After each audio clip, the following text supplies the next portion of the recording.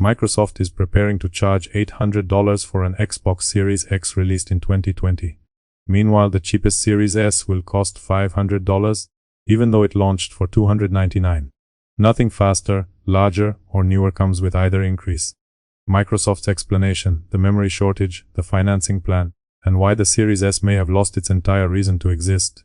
Most importantly, these are not isolated increases, because Xbox has changed major console prices 3 times in roughly 15 months. The real problem is that Microsoft has broken the value argument behind both Xbox models while giving customers fewer reasons to buy Xbox hardware at all.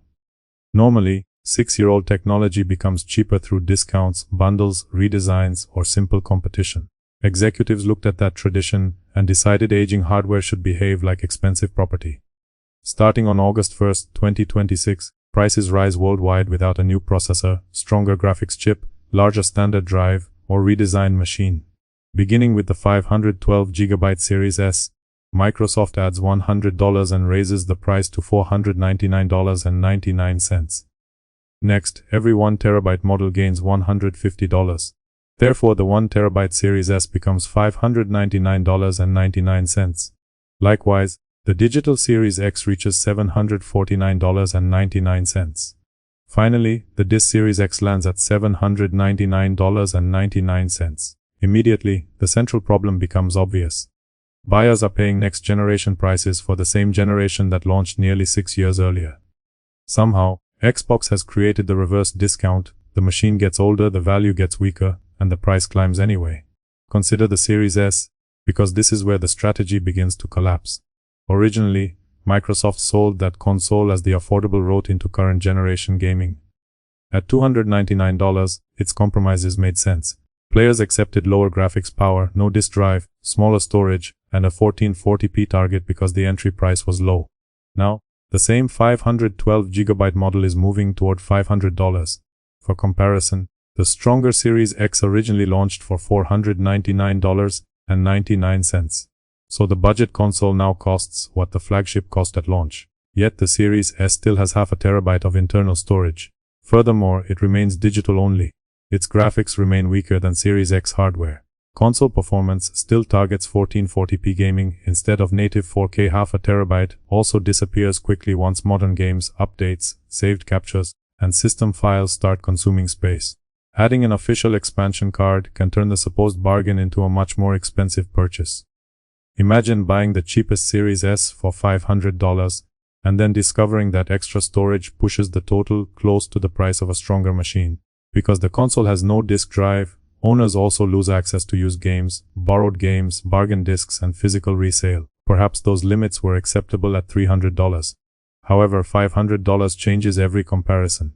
Suddenly, second-hand Series X systems, certified refurbished hardware, retail discounts, handheld PCs, and rival consoles all become direct alternatives. Worse, the 1TB Series S reaches $600. Consequently, it sits only $200 below the new disc Series X while keeping weaker processing, weaker graphics, and no disk drive. This does more than raise the Series S price. It also removes the very reason the Series S existed. Beforehand, the product ladder was easy to understand. Series S offered the low price, while Series X offered the stronger experience. That distinction mattered because it let buyers choose between lower cost and better performance, without pretending both machines served everyone. Under these prices, that ladder no longer guides buyers because both models have moved into cost ranges their original compromises were never designed to survive.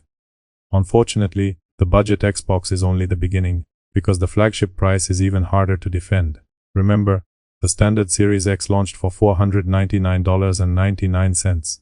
After August 1st, the disc model reaches $799.99. Compared with launch, that is a $300 increase, or roughly 60%. Crucially, customers are not receiving 60% more Xbox.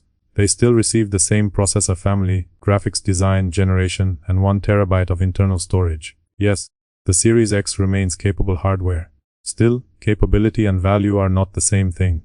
An $800 price demands an $800 reason. Higher production costs are Microsoft's explanation, but they do not produce a better machine. Loyal customers must still ask whether buying old hardware at its highest price makes sense near the generation's end. Priced at $800, the Series X should not merely run the game. Ideally, it should install the update, clean the room, and apologize for the download size. Viewed alone, one increase might look like an emergency, but the timeline shows something more serious. First, Microsoft introduced broad Xbox hardware increases in May 2025. Then, another United States increase arrived in October 2025. Thirdly, the worldwide increase begins in August 2026. Across roughly 15 months, this becomes the third major pricing move since May 2025. Calling it merely the second increase understates what customers have watched happen. Apparently, Xbox prices now receive more regular updates than some Xbox games. Soon Microsoft may need patch notes for the price tag. Following that comes the 2TB Galaxy Black Series X, which Microsoft says it is sunsetting. Translated into normal language, the company is discontinuing it. Officially, Microsoft did not say the model was removed to avoid a $1,000 Xbox. Nevertheless, that suspicion is reasonable. Before this announcement, the 2TB system already cost $799. Since Microsoft says storage costs are a major problem, another increase could have pushed that model toward four figures. Again, that conclusion is an inference, not a confirmed motive. Tellingly, Microsoft did not lower the expensive model's price. Effectively, the company deleted the evidence before customers could inspect the next bill. Naturally, the obvious question is whether Microsoft has a legitimate excuse. In its official announcement, Xbox said memory and storage prices had risen more than 2.5 times. Additionally, the company expects those costs to double again by fall 2027. Industry reporting also supports the broader claim that memory demand is putting pressure on consumer electronics. Importantly, Microsoft's announcement does not directly say artificial intelligence caused the Xbox increase. Anyone presenting that link as official company wording is overstating the evidence. Outside the announcement, however, wider reporting connects the shortage to massive demand from artificial intelligence data centers.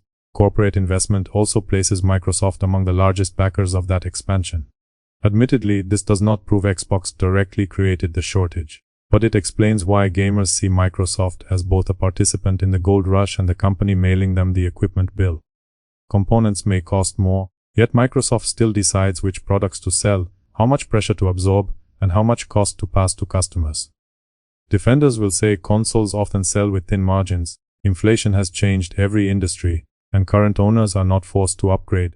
All 3 points can be true without making a new $800 Series X competitive against used hardware, rival platforms, discounted gaming computers, handhelds, or simply keeping the console already at home.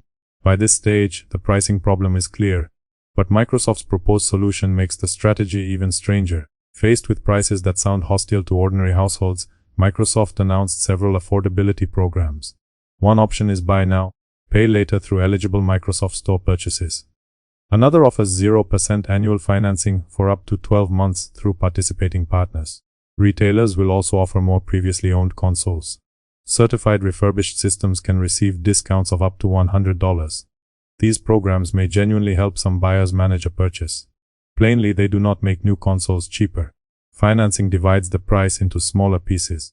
Smaller payments do not erase the price. Older hardware costs less because another customer already absorbed the original purchase. Microsoft's affordability strategy no longer focuses on making affordable new consoles. Realistically, the plan now means installments, second-hand stock, and financing for expensive hardware.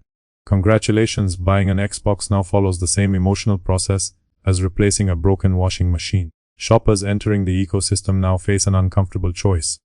Either pay $500 for a compromised Series S, spend $800 on aging flagship hardware, search for a used console, or avoid the Xbox box entirely. Accepting every component claim still leaves Xbox with a problem that memory prices cannot explain. Historically, Microsoft has told players that Xbox exists everywhere. PCs, handhelds, televisions, cloud streaming, and other devices can all become part of the Xbox ecosystem. Several first-party games have also appeared on competing consoles. Broader access may help Microsoft sell more software. Such expansion weakens the argument for buying an $800 Xbox console. Why should a newcomer pay a premium entrance fee for hardware Microsoft repeatedly describes as optional?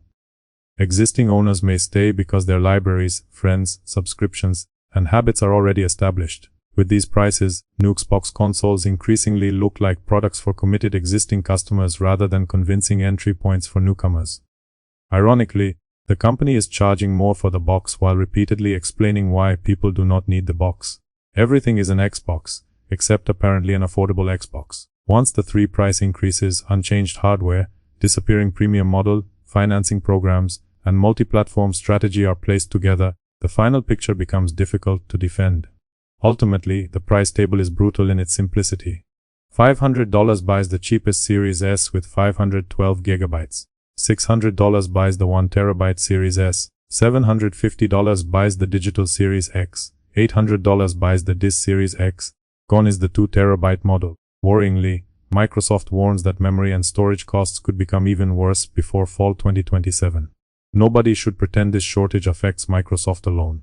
Sony, Nintendo, Apple, Valve, and computer manufacturers also face higher component costs. Memory pressure is real.